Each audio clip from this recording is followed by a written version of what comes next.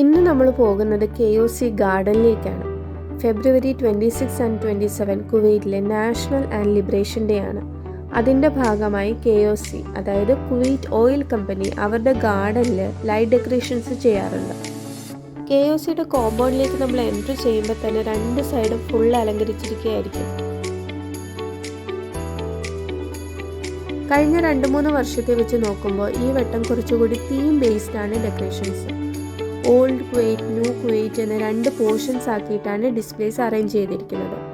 Old കുവൈറ്റിൽ കുവൈറ്റിൻ്റെ history സൂചിപ്പിക്കാനായിട്ട് പഴയ flag, camel, tent, പണ്ട് ഉപയോഗിച്ചുകൊണ്ടിരുന്ന പാത്രങ്ങൾ, ലൈറ്റ്സ്, ഫോൺ അങ്ങനെ കുറേ അറേഞ്ച് ചെയ്തിട്ടുണ്ട്. പിന്നെ പണ്ട് അവരുടെ മെയിൻ എക്കണോമിക് ആക്ടിവിറ്റി മൊത്തം കടലുമായിട്ട് ബന്ധപ്പെട്ടതായിരുന്നു. അതിനെ സൂചിപ്പിക്കാനായിട്ട് കപ്പലിൻ്റെ ഒരു ഡിസ്പ്ലേയും അറേഞ്ച് ചെയ്തിട്ടുണ്ട്. അടുത്തത് ന്യൂ കുവൈറ്റ്.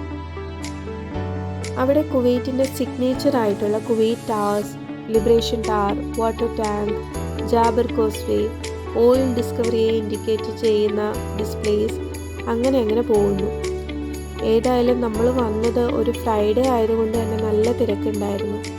നാഷണൽ ഡേ വിശേഷങ്ങൾ ഇവിടെ അവസാനിക്കുന്നില്ല. അടുത്ത വീഡിയോ ആയിട്ട് വീണ്ടും കാണാം.